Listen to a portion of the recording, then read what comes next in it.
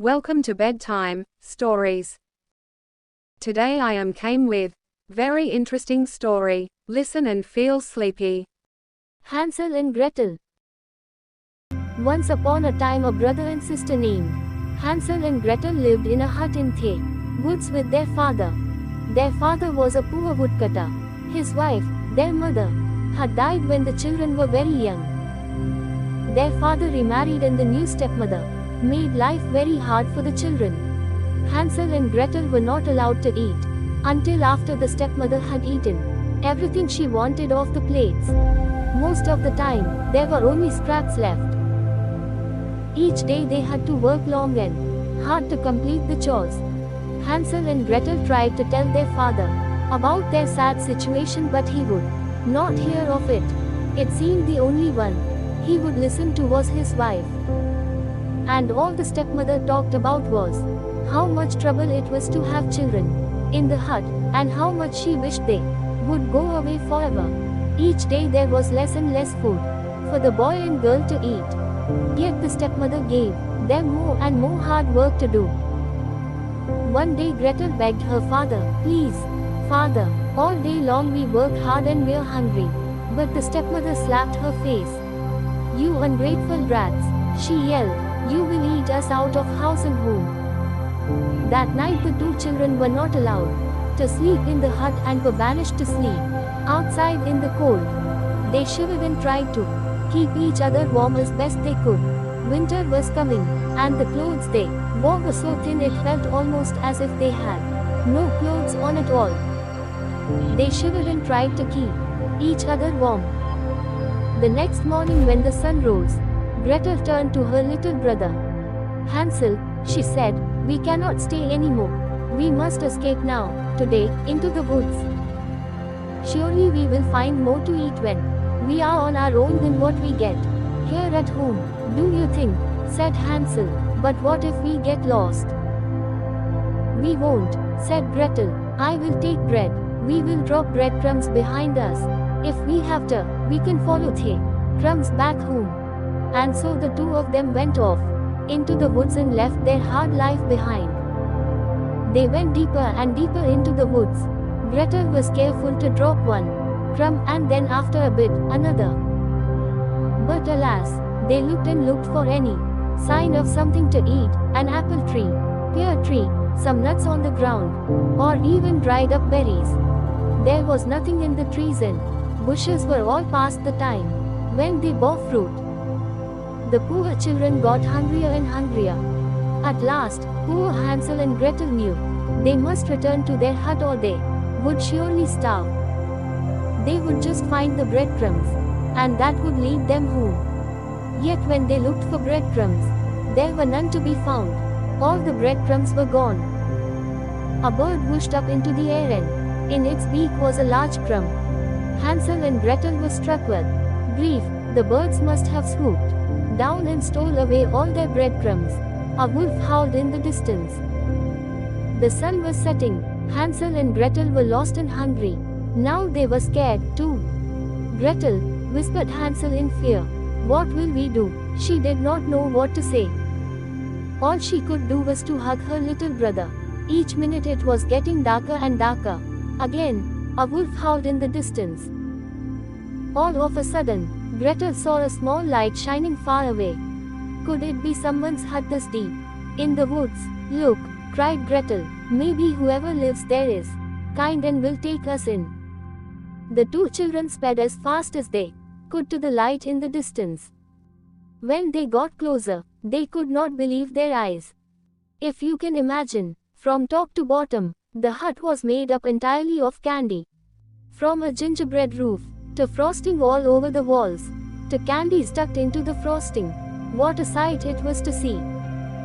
Before Gretel could say, "I bet it will be okay if we have just a little taste," both of them were already biting off small chunks and licking the sweet candy. A sharp voice, "WHO is nibbling on my house." Hansel and Gretel spun around. An old witch. Stunned, Gretel could only curtsy. "If you please, Mom," she said, as sweetly as she could. "There was so much candy on your house, and we're so hungry." You have that right. Is my house, snapped the witch. Her voice dropped. Well then, said the witch in a gentler tone. Come inside. I'll get something for you to eat. Hansel and Gretel looked at each other. Could it get any better? They skipped into the witch's hut. The witch gave them each a fine meal of soup and bread. As they licked and swallowed the last crust of bread and looked around, what the brother and sister saw in this hut made their hearts turn cold. When he awoke the next morning, Hansel found himself locked in a cage. The witch roared, "That's where your brother will stay. Every day I will fatten him up. Soon he will make me a fine dinner." She laughed and laughed, rubbing her hands with glee. "Till then," she said sharply to Gretel, "you will work for me." Indeed, Hansel was well fed and Gretel worked hard all day, doing chores for the witch. Each morning the witch said to the boy, "Show me your finger, I will feel how plump you are getting." For the old witch could not see well.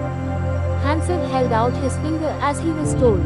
The witch smiled when she felt how plump he was getting. "Gretel," Hansel whispered to his sister in fear, "what can we do? Soon I will be plump enough and the witch will want to eat me." His sister wished she had a plan, but could not think of anything. "Gretel," Hansel whispered in fear, "what can we do?" One night when the witch was sleeping, Gretel had an idea. She picked up a bone from one of the piles on the floor and woke her brother. "Hansel," she said, "the next time the witch asks to see your finger, hold out this bone to her instead." The next morning, he did just that. "HMPH," said the witch, touching the bone and thinking. It was the boy's finger. "This is going to take longer than I thought. At least I have more time," Gretel thought, but still, she could not think of any way they could get out of there.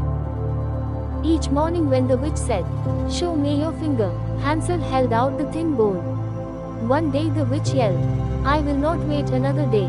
The boy will be my dinner tonight, no matter how skinny he is." The witch ordered Gretel to start the fire in the oven at once. She must get it very hot. Gretel worked as slowly as she could. Why was the witch looking at her with such a sly smile?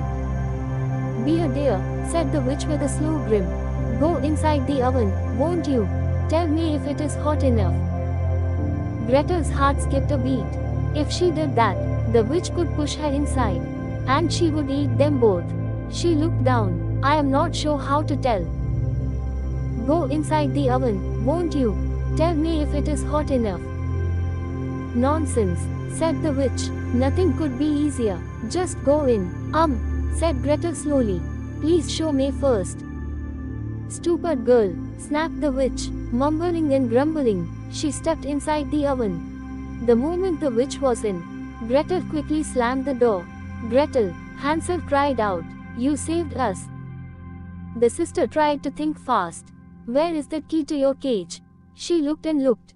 At last she found it at the bottom of a vase. She freed her brother from the cage right away. Then she went back to that vase. For what had made the vase so heavy? Why, the vase had precious jewels inside. With their pockets filled with the jewels, they ran outside as fast as they could. In the daylight they soon found a small path and followed it. It led to a wider path and that path led to a road. They waited by the roadside, hoping someone would ride by. When a horseman trotted up, Hansel and Gretel waved their hands. When the horseman stopped, the children offered one of the small jewels and the horseman was happy to give them a ride home. When the brother and sister opened the door to their home, their father was wild with joy to see them. He had worried and looked for them night and day since they had vanished.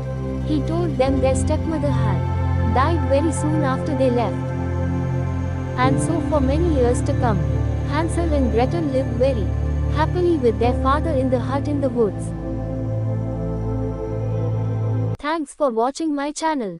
For more videos and stories, please like, subscribe and share my channel. Click on bell icon for more interesting videos and stories.